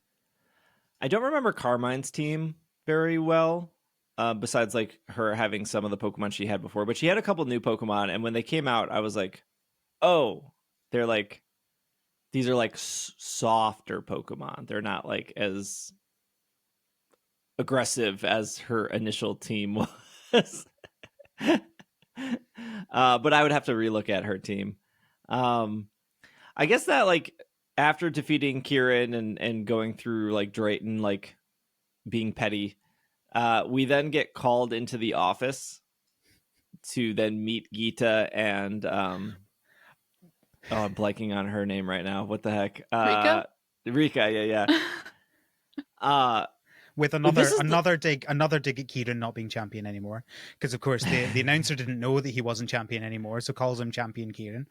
Oh yeah, and then I think the teacher does too. I think Miss Breyer does too, or something like that. This is like the only part of the DLC where I was like, none of this makes sense. And I was like, I hope Hannah can like try to save this, but like this kind of felt like this weird, like, okay, we need to go back. We need to like start the second half of the story. It makes a little tiny bit of sense. If you've done the whole playthrough all fresh, you kind of notice how when you are going down to the Zero Lab, you let out a bunch more of the Paradox Pokemon from the lab, theoretically. And so those are the ones that are then starting to escape Area Zero and get into Paldea, and that's what the League is worried about there. And that's why they're coming to, for some reason, ask a teacher who can't battle and a bunch of school children to go back down to Area Zero. It's not just that, it's also the fact that they come in and are like, oh, I wasn't expecting to see you here, to you, and you're like, well, why was I called in here then? And I'm the only one that's been to Area Zero from this group of people. Yeah, there was like, and then I think Geeta says like, you've been bothering us about visiting Area Zero for months, yes. So like here's your like chance, which is like, I don't know. That was the thing that was in the Teal Mask. Miss Breyer was actively trying to get into Area Zero, and Jock was going, oh, I don't think that's going to happen, but I'll put the request through for you. But it's like, we have a problem now. Who should we rely on? I don't know. Maybe the person that keeps annoying us about it. Maybe she knows something, which is like, Yeah, I mean, it would make a little bit more. It would make a little bit more sense if they knew you were there, I think, is my point, right? Because they know you've been there before. You're a champion in Paldea. You're now the champion in, like, if they'd done that. But it's the fact that they come in and are like, oh, we didn't even know you were here. So even that doesn't make any sense. Honestly, they didn't even need that part of the storyline. They really could have just said Miss Breyer finally got access to Area Zero, and she wants to bring some students with her to check it out. I feel like what would have made more sense is like them looking for you because you've been there before. And then like Miss Breyer being like, please take me with you. Yeah. Yep. That would have just like solved the everything. Because like it would be very easy for her to just be like, no, like I can help you. I can be a resource to you. Please take me with you. I know where to point you. And be like, yeah, of course. Like, I don't know what I'm really looking for. She's never been allowed back though. Do you want to go through the Hannah, do you want to go through like the walk down to Area Zero? The walk down to Area Zero. That wasn't, or like just like the start. I guess you could walk down, or you could jump down, or you could teleport down, but like, I mean, I did walk down. I was kind of glad there wasn't the whole dialogue going so fast you can barely read it thing again. But Yeah, you walk down there to Area Zero with Kieran, with Carmine, with Miss Briar. Miss Briar is the descendant of Heath. Just as a reminder, Heath is the person who was in all of who wrote the Violet book and the Scarlet book. That is who Heath was. I know a lot of people had forgotten or didn't read the book enough to know by this DLC. But Miss Briar is Heath's descendant, and so she wants to go through and kind of prove him right and learn more about Terapagos theoretically, as well as stabilize the terrestrial phenomenon outside of Paldea, which she kind of had, but apparently is going to improve on with more untested things. But Sorry, yes, we get to test it for her. Yeah, the entirety of Blueberry Academy gets to test it for her. And so you go down there with the three of them, and I really thought that. So there are kind of two storylines going on here. There's the Terapagos storyline and there's Kieran's storyline, and they do overlap here in a way that works. I suppose it's fine. It's not as much as I expected it to, which is why I'm glad the epilogue exists. But and I don't expect them to overlap any more in the epilogue. But we kind of talked about Kieran's story. In terms of Area Zero, we didn't really know that there was going to be anything deeper, and really were a little bit worried that it was just going to be a hallway, but it was more than a hallway. It was more than a hallway. And Pokemon we went out here always trying to impress. More than a hallway. Yep. Multiple hallways. I still don't really know what was with the Indigo Disk thing, except just to unlock the deeper portion of the elevator. But we went down the elevator, we got into that deeper part of Area Zero. Yeah, I was just assuming the Indigo Disk was Terapagos. Yeah.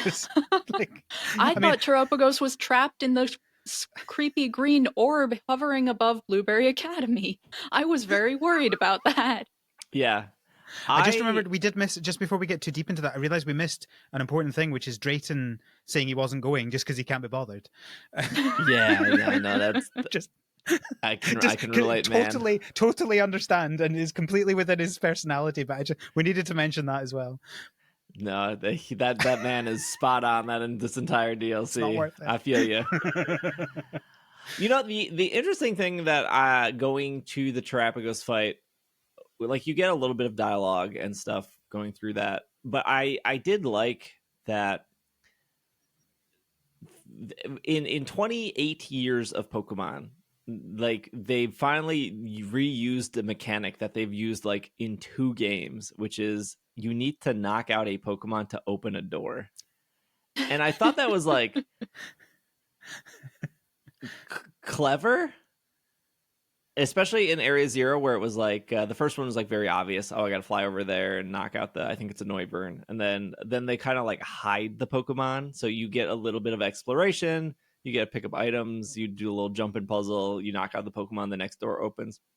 The only time I remember this is like, I guess like technically Snorlax in Red and Blue, which is like blocking a door. But that's more like you still need to get an item to do that. You still need to get the Pokeflute to do that.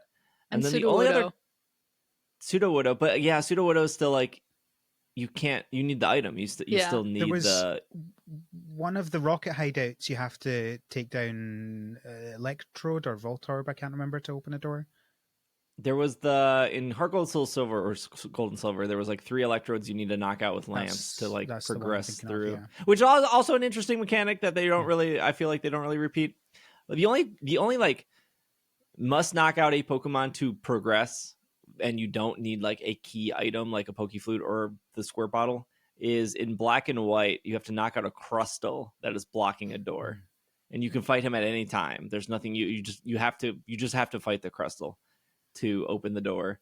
Spoiler for Black and White, there's Crustles in it. But like you would just think that they would just lean on that mechanic more. They don't. It doesn't always make sense thematically. They even went a little bit more in depth with it this time, with it being the whole crystals thing, and when you knock out the Stellar Terra Pokemon, that's when the crystals disappear. Yeah. however that makes sense. But actually, I will make a side note that the first Stellar Terra Pokemon you have to knock out is Glimora, which is somewhat significant in questions we will never get answered, probably. Okay, I got it. Because So Glamora is like the flower cannon from X and Y, and then it No, blows 'cause, the crater well- in, and then AZ shows up, and the third DLC we're going back to Kalos. I solved the whole thing, Hannah. Glimora's materials are what you use to make Terra Blast. Oh yeah, that too. okay.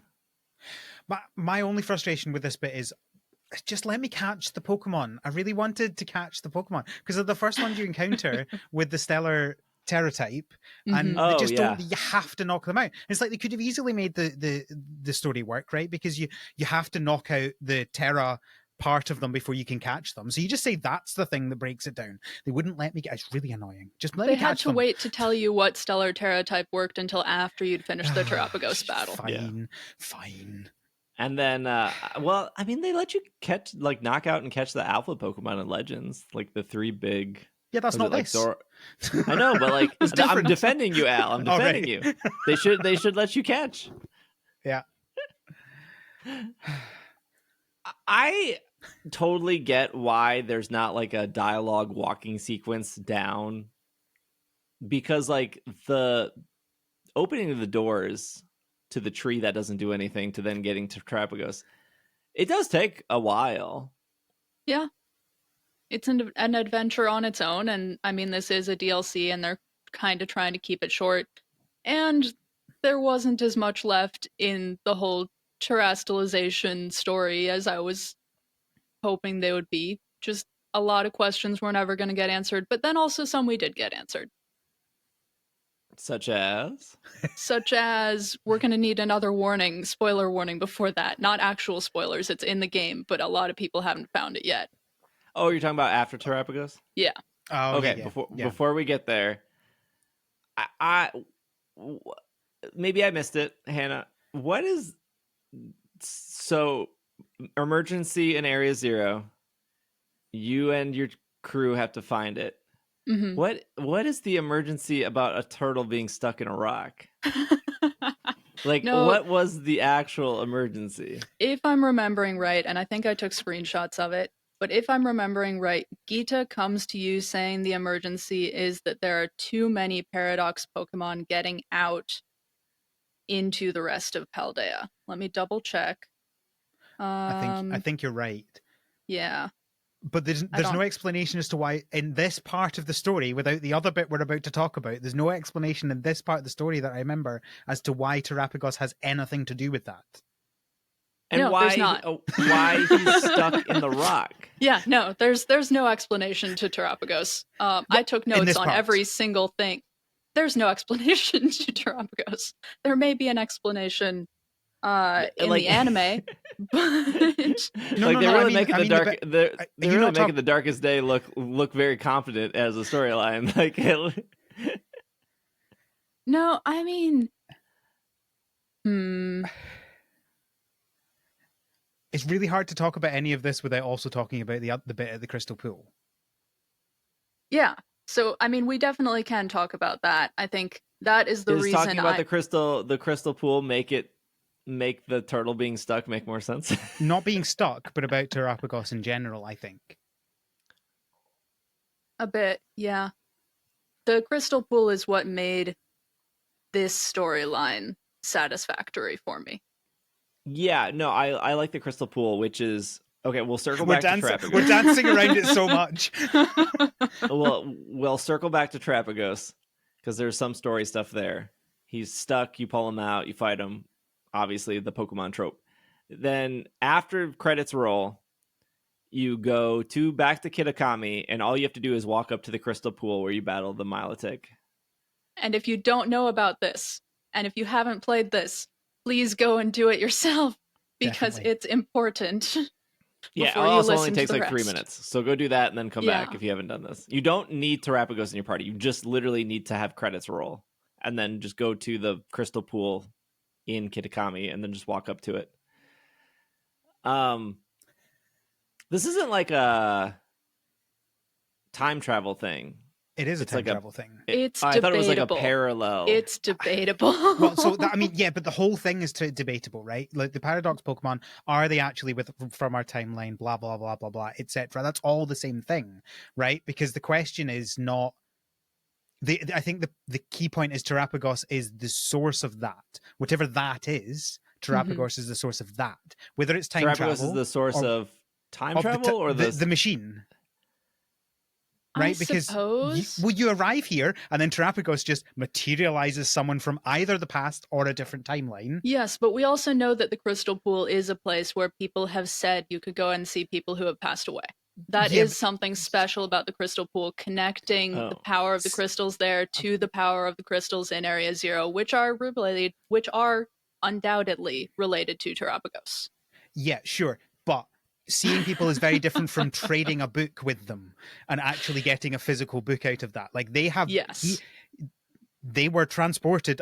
I keep thinking he because I was just thinking of the one I played, Of Violet. right? But it's either of them depending on which one you play. The professor. The professor, there we go, that's a good way of doing it. You get the book from them, right? Like it's not like you just see an image of them, and up till that point I was like not actually sure whether they were there or not, but no, they're very definitely there.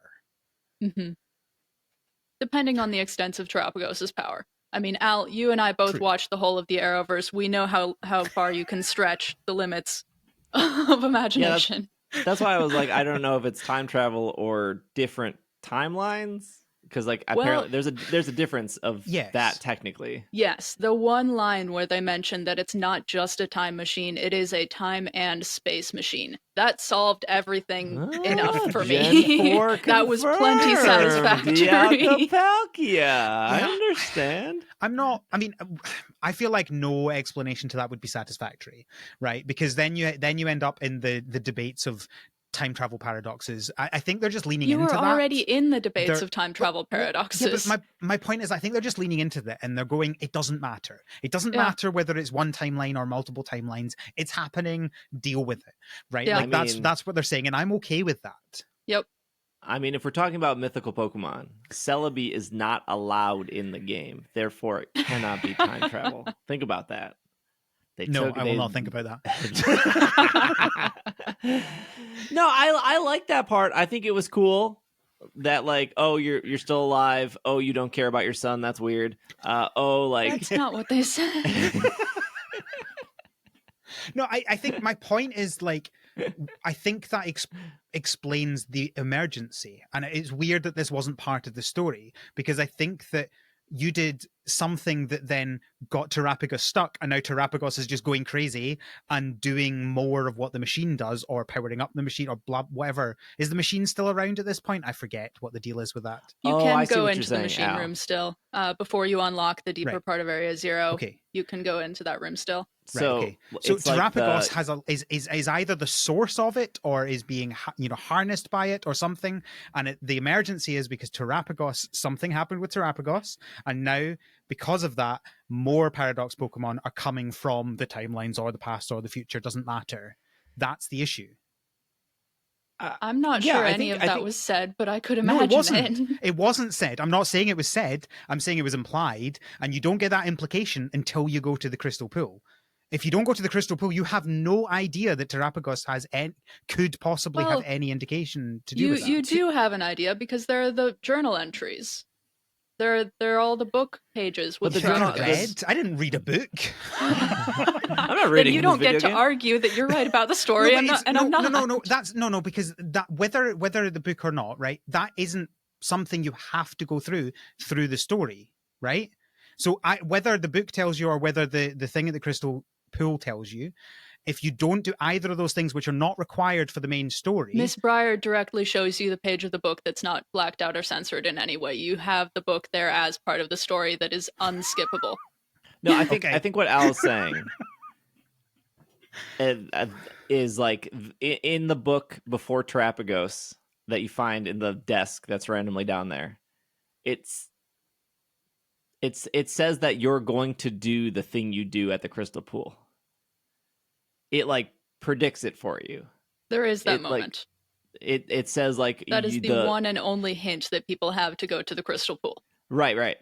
So I think what Al is saying is that at some point, all of this is happening because Terapagos is stuck. Yes. And we don't know why he's stuck, but it doesn't matter because whatever you want to call it, the timeline, the parallel universes, they're messed up. Timey-wimey. Yes. And they don't explain why he's stuck, but because he is stuck, that's the problem. Yeah, and I'm not saying it says that. It doesn't say that. But I think it hints at that possibly being the reason. I think Because that considering after we stop, they seem to think the problem is over. Yeah. Yeah. Yes, because like it still doesn't make sense why he is stuck and why we go down there to pull him out, unless the reason he is stuck is because things are broken or like out of place. Either way, I think we probably put more thought into it now than they did writing it. But yes. I'm not sure about that part. I think that part is really just they needed a way to get they you have to him stuck. Then he could have just been there. He could have just been hanging out. Because why is there a tree? The tree is there because Terapagos was stuck. Oh, I see. I The tree was growing. I can come up with all these weird ideas. For every 1 minute he was stuck, the tree grows 5 years. What I found really funny is like the tree was like so visible in the trailer.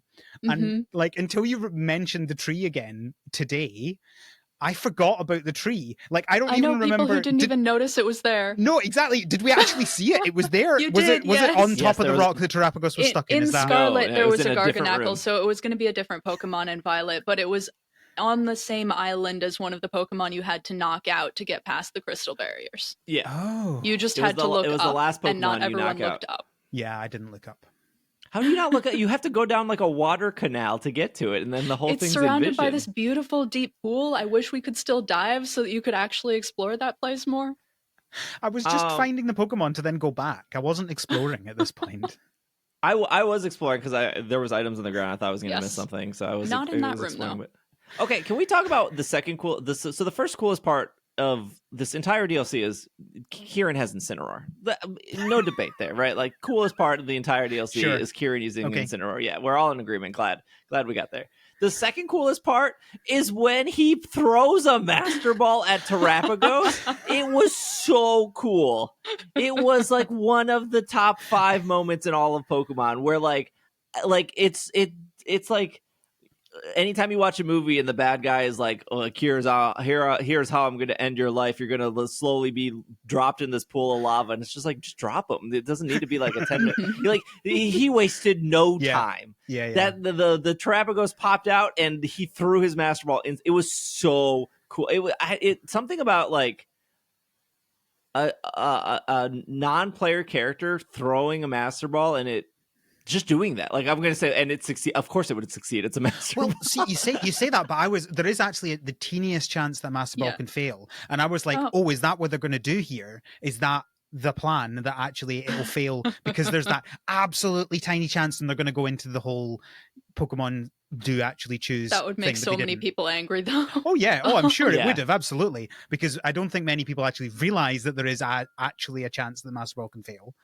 That would make so many people angry. And there is actually a moment. It's not just Terapagos pops out and Kieran throws the Master Ball at it. It's Terapagos pops out and the first person it sees is the player character. And it starts innocently and very cutely walking towards the player character, and Kieran goes, not again. Yeah. And I think this kind of like it kind of points to Kieran's motives of like, I just want a strong Pokemon, and this is a legendary, and I have a Master Ball. Like, I'm not going to let this get away. Like, no one, like, I'm not going to think about it. I'm not going to debate with anyone. I'm just going to throw it. It's mine. I'm sure if he had a Master Ball when you approached Ogerpon, well, I don't actually think that. I don't think he was in that mindset to be not quite. Yeah, I don't think he would have thrown the Master Ball there versus throwing the Master Ball now. And I think that's like cool story development of like, I lost, but I'm still not giving up. Yeah, I'm going to catch this Pokemon. A moment of desperation.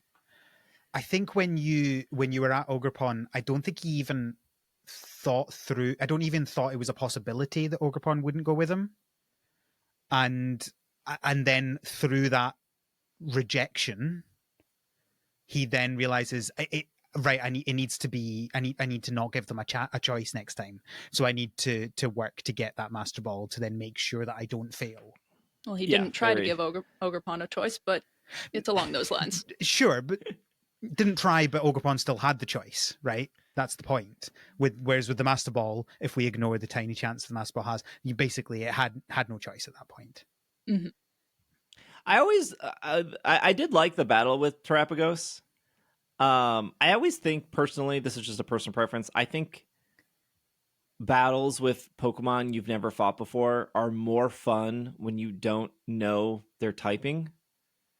Again, this is just like people will debate of whether like looking at a guidebook is like takes the fun out of it. Like as like a 10-year-old, I played through all of Ocarina of Time with a guidebook in my lap, and I had the world's best time in the entire world, right? Like, and then when I played through Elden Ring, I was like, I don't want to look at anything, and I had the best time in the world. For me with Pokemon, it was like I did not know Ultra Necrozma's typing, and that was like a couple turns of like trying to figure out which move is super effective, and like losing that first battle because I was like I don't know what type he is. And then with Terapagos, I had no clue he was normal type. I'm water moves, fire moves, electric, like I'm what, like, and then I'm like second guessing myself because I'm like I don't know what Stellar does either. Mm-hmm. So like I was like, yeah. if he's doing this move, is his type changing? I knew he was normal type, but I didn't know about the type effectiveness inversion. So as soon as I saw that little bit where it was like, oh, it's messing with the type effectiveness, I was like, oh no, what do I do now? I was all ready just to throw a fighting move at it, and now I need to think about it. It does. I agree with you. It does make it a little bit more fun. There's only so much that I can ignore beforehand, right? So like you find these things out, but apparently I didn't know that bit beforehand, which that Yeah. would make it a bit more fun.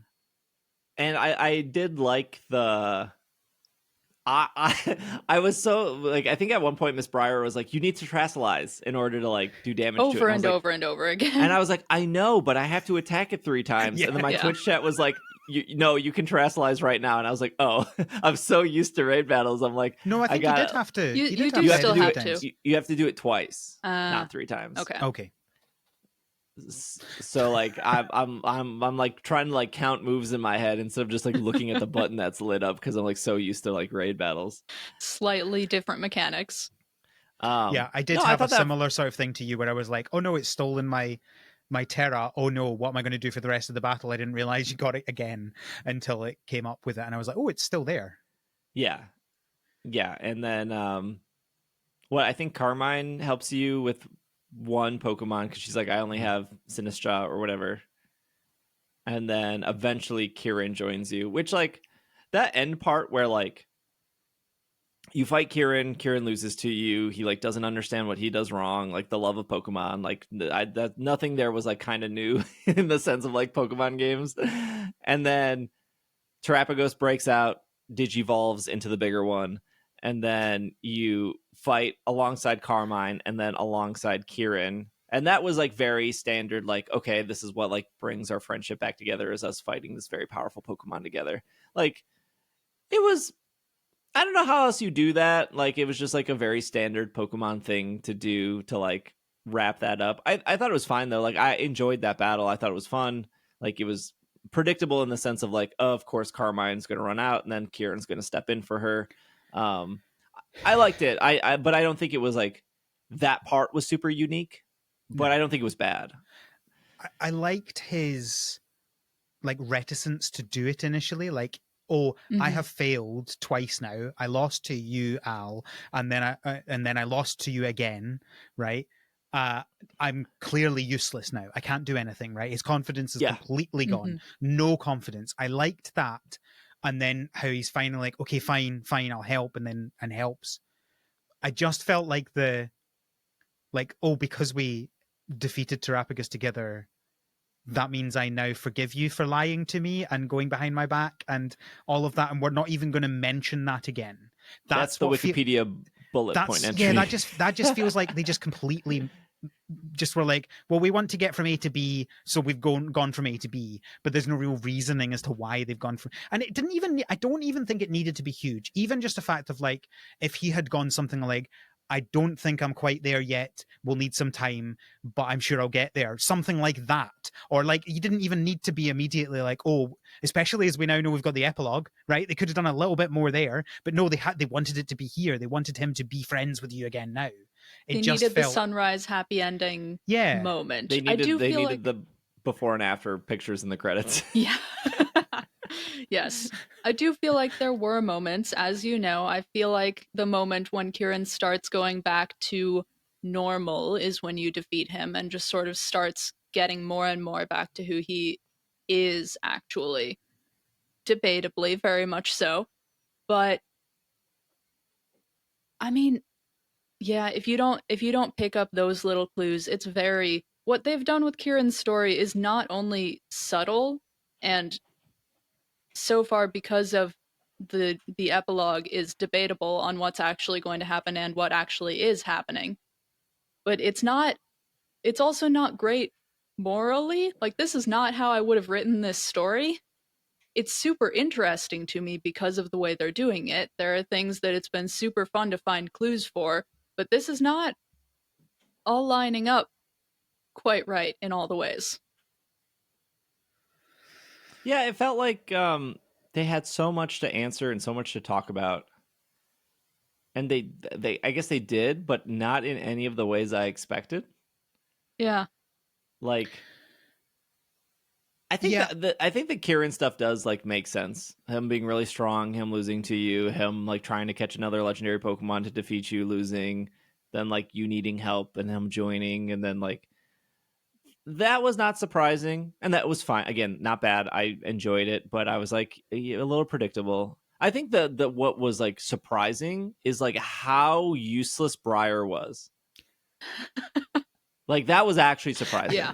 Like No, she calls you into the office. She's like, I finally get to go to Area Zero, and then she like gives you some dialogue down there, and then even during the battle, she's like, "Hey, Terrasilize," and you're like, "Duh." Yeah. And then it was like, I don't even remember her saying anything after the fight is over. I know she does. This is my big bugbear about this, right? What we've just witnessed, right, is we've caught this Pokemon, right? Kieran's caught this Pokemon, and then he's used it to battle, and then it has expanded out of. He's broken out of the Pokeball, so destroyed the Pokeball. He's then gotten into this battle that is going to bring the cave down on top of us. They're legitimately worried that we're all about to die here, so we need to step in and save us all from dying. Like it's very clear they're worried about that. And then you catch Terrapagos again, and they're like, okay, I'm glad you've got Terrapagos now. And you're like, how is this any different? We know that this Pokemon can break out of Pokeballs and kill people. Why are we now okay with me, a different child, having this Pokemon? It's like, it's not even like with so many of the legendary Pokemon, it's just you on your own going to find it, or you with like the bad guys and you're the one that takes it down or whatever. You don't have a teacher there with you who sees it nearly killing you and then is totally fine with you taking it. It just seems so bizarre that she's just like, great, that's it. That's all she said. She's like, great, let's go. I had It was such bizarre. high hopes. Her motive is to go to Area Zero to like because of Heath and stuff, but like we walk out of that cave with like me and Kieran are best friends now, and I have a Terrapagos. What is like Briar walking out of that cave She doing? writes like... a book. She publishes a book. does, She's yeah. good. Yeah, I think she found the place that no one else knew about. That's the key point. That's all she wanted was That's just all to she. find the Yeah, place. of course. I think, and I think we see that, as Hannah says when she writes the book. That's what she's using it for fame. Yeah, I had such high hopes for her because her character was super interesting. Her character design has all of the lore hints in it. Her theme, when you talk to her for the first time before the Teal Mask, if you're listening to it, it goes back and forth between setting out on a new adventure, kind of lighthearted theme music, and very much evil character music. It just goes back and forth between those in her one theme. I was really expecting her to turn around and be a character you battled, but she can't battle. Yeah, I'm like most stories, or especially most game development, which this is not like is exclusive to Pokemon, but if you like look at other developers, whether that's like Bungie or 343 or Respawn or whatever, they always talk about like how sometimes like the story is written first and then they try to fit gameplay around it, or sometimes the gameplay is like there and then they have to wrap story around it. Like I'm sure that's very complicated. I'm sure trying to line everything up of like how are we going to tell the story in this game is hard. And at least it's not like an X and Y situation where like things legitimately don't make sense at all. Like in this story, even though like I have a couple complaints about like Briar was useless or whatever, like everything mostly made sense. And the things that didn't make sense, you can just chalk up to like time travel. Yeah, time and space travel, and the player character got to be a part of it, which was my main qualm in Sword and Shield. So I'm happy. Like I do think story wise in all Pokemon games, like I've said this before on the show, like I don't think I think there are people that come to Pokemon for like a story. I don't think Pokemon tells a relatively good story at all. I think it's very like start to finish, tongue in cheek, predictable. Like I think probably my favorite video game story, like top 3 video game stories I think I have are like Night in the Woods, which it's a game, but it's more of a game than Going Home, I guess. But like Night in the Woods, The Last of Us, and probably like Uncharted 4 are probably like my 3 favorite video game stories. And I think the thing that all those stories have in common is somebody can be sitting on a couch next to you and not even play the game, but like enjoy it. Like I remember playing The Last of Us and I was like specifically told like you cannot play anymore until I get home from work because I need to know what's going to happen next. Like, and it's like, if I want to finish this game, I gotta wait till you get home from work. Like, okay, like, but that's not happening in Pokemon. No one's being like, babe, like we can't see what Briar's going to do next. Like, yeah, I literally replayed the entire thing for this second DLC. I was that excited about this story. I don't necessarily think we didn't get all the answers. Not everything made sense, but it was really interesting lore and a cool time. So, plus, yeah, with how debatable Kieran's story is, I think that this is a more interesting story than they've done before. Both stories that they have in this game. Also, predictable stories can be fun, right? Like I've just spent 3 weeks running up to Christmas watching Christmas films, and they all have the same story. But that doesn't mean I don't enjoy watching them. No, I enjoyed the Elite Four. I enjoyed going down to Area Zero. I just think there were like little holes that were like, no, you could have done that better. And they probably know that. They probably were like, yeah, we messed this up. Like literally there's an interview of Masuda being like, I don't know what they were going to do with AZ. Like there's actually an interview of him being like, AZ, I don't know. Like, that's what we have fan fiction for, right? Like, and they have said plenty of times, they as like Game Freak has said plenty of times that they like to leave things open for us to speculate or talk about. Mm-hmm. And I think that's fine. I mean, like that is the series as a whole, is like these Pokedex entries that are obscure enough and these plot holes that are obscure enough, and whatever weird timeline megas are now in Ruby and Sapphire separation thing that broke everything. Like I've accepted that. I think there is part of me that like sometimes I like a concrete story, whereas like I know there are people that like love Inception because like Inception is so like open to interpretation at the end, and it's like I would rather have like the concrete stuff. But once they got to like the crystal pool with the time travel, I was like, this was never going to be concrete. Like you've solidified that you're not going to give us a clear, and that's fine. So here's something I've been thinking, like, could they do this more in Pokemon games pre-DLC? Could they do this sort of thing where they release a game slowly, right? Where you have parts of story given to us over the course of a year.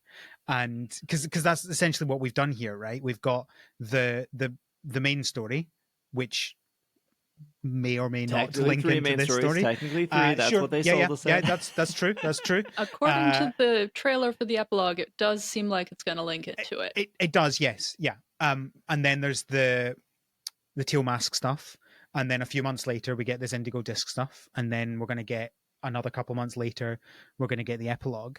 Obviously, that was all kind of DLC based, but I feel like this was always the plan, right? Like this, the DLC, which we can get into this. I don't think we need to get into the discussion of whether we think that's ethical or not to sell as a game that they know that the story isn't complete until you buy another thing. I'm sure people. I think you feel very satisfied if you just bought base game. I'd agree. Maybe the DLC stories are very. I mean, you do get Terapagos, but they're still very separate. Look, I would tell people just watch the first 4 seasons of Game of Thrones.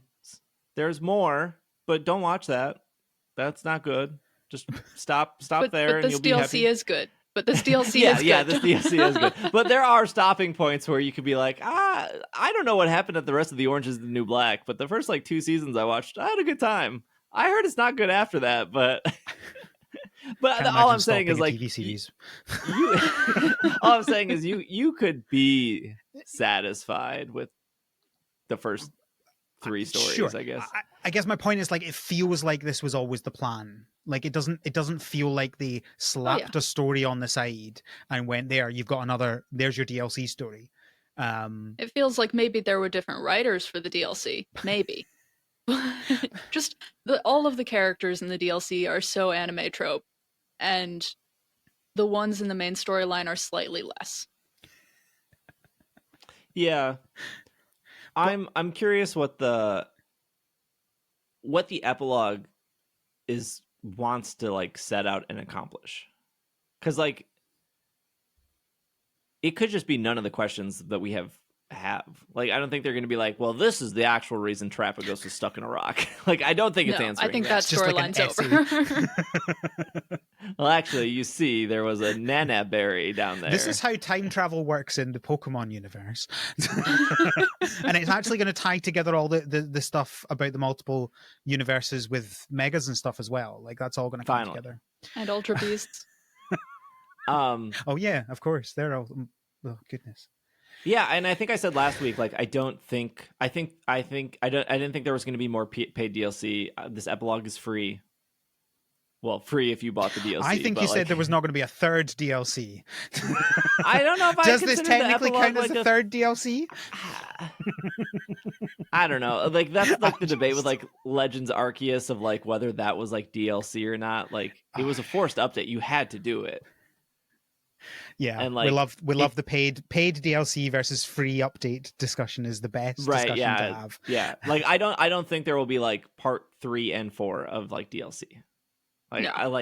If they're actually going to say epilogue and they actually put out a physical version of these games on shelves with these 2 DLCs, I can't see next Christmas they're going to be well, here's a physical version with 4 DLCs, and then here is also another epilogue. Epilogue makes it feel like we're done. They're using the word epilogue very deliberately, I think. Yeah, they're this is.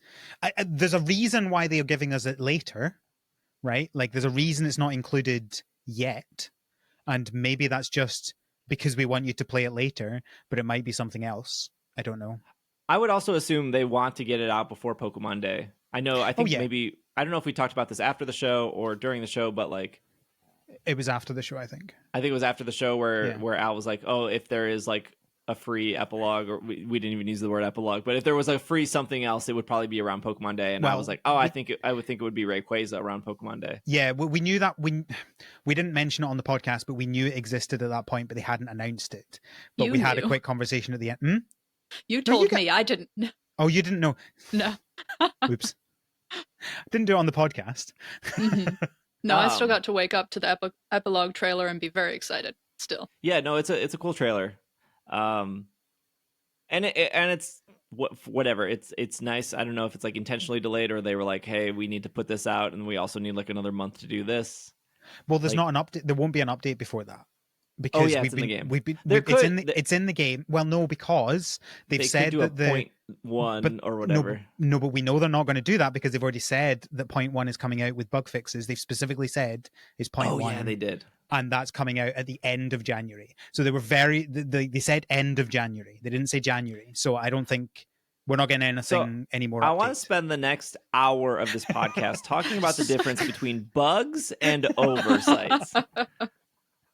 Oh, right. This is why you've got me on. This is the software developer. Yes. This is what. If I did front end web development. If You've been if out I of it for was too long, Steve. You've been out of it for too long. I I know. majored but if in my computer boss, science, so if my boss was to come into my office and be like, "Hey, there's a bug with checkout and people can't check out," I would never in a million years be like, "Actually, that's an oversight, not a bug." Like, I would be fired. yep. My favorite thing was like Mr. Joe Sarumi, I love Joe by the way, tweeting that like the TM thing was not a bug, it was an oversight. But if you go into Pokemon Home, it says known bugs, TM not working. Like the energy that people are putting into whether defending a broken game, which I love Scarlet and Violet, it is broken though. To be like, well, this is a bug or this is an oversight. This is only happening on Twitter, by the way. Maybe like nowhere else. It's just like the specific Twitter audience is so caught up in whether things are bugs or oversights. Why does it matter? It's broken. Well, and the thing is, right, like a software developer would be the first to tell you, no, though, that was a bug. I mucked up, right? Like that, they will be the first to say that was a mistake. Oopsie daisy, here we go, here's the fix. You know, I can't imagine going, oh yeah, apart from anything, we have too many definitions of things anyway. We have too many things that people are like, oh well, this rather than that. There ain't no way that any software developer is going to be talking about oversights and bugs as two different categories of this larger thing that we have even more too many categories. It's a problem. Get your 10 free TMs. Yeah. The issue, by the way, there's two issues. There was two bugs according to Pokemon Home. You can open up Pokemon Home and read the two bugs they talk about. But the bug I'm talking about is that in order to make a specific TM, which is I think for Metal Sound, which is a good TM. If you have a Golden Gopher raids, you should have Metal Sound on it. Is that the either Cranidos or Shieldon drops the materials, but they programmed it for just like both being Shieldon. So Cranidos doesn't drop anything because the game thinks it's Shieldon and it's not Shieldon. So it just doesn't drop any materials. So one version of the game, I could have that backwards. One version of the game can't get the TM for Metal Sound because it's not dropping. I think And you're the right. thing I think it Scarlet. is. Yeah, I think it is Scarlet. I think you're right. I think it's That's right. Scarlet, yeah. So so Joe was like, it's an oversight. They just forgot to switch it to the right Pokemon, which is like, why is this a conversation? Even if there is a difference, right? It feels like such a pointless distinction. It's like, Yeah. at what point does something, but like the point is, if it's something that isn't meant to happen, it's a bug. Like that's literally how we define bugs. That's a bug. Yeah. I'm a Doesn't Scarlet need to player. be- I can't get that TM. That's a bug. The NK one I find even funnier because it's just like the game will just stop responding to input if you use an experience candy on an NK that's under level 30. Oh, sorry, if you Yeah, level that's it to under level 30. So if it's like level 29 and you use an XL on it, it'll be fine. But if it's level 1 and use a small on it, no, it just stops responding to input. Here's a pro tip for NK, actually, because some people are like, it's not working. This is the same issue in Sword and Shield. It's not an issue. It's just nothing is clear. If you are playing... It's an oversight, actually. It's Actually. not a bug, just an oversight. An oversight by you, the player. Oversight by the player. If you are playing with a Pro Controller, you need to hold your Switch upside down to evolve Inkay. But if you have a Pro Controller enabled, it disables gyro, which is why it's not working. So you have to disconnect your Pro Controller, and then you have to physically attach your Joy-Cons and then flip it upside down. If the Joy-Cons are on and the Pro Controller is still connected, it's still not going to work. You have to disconnect the Pro Controller, make sure the Joy-Cons are connected, then flip it, and then give it the candy to evolve it. Like everyone who's like, it's not working, I'm like, do you have a Pro Controller attached? And they were like, yes. And I'm like, you need to disconnect it because it's taking priority over the gyroscope. Oversight, though, not a bug. Yeah, I had the same thing because I've got a Nitro deck, which has gyro in it, but it emulates a Pro controller, so I had to attach Joy-Cons as well. So fun. I think that's our episode. 2 hours.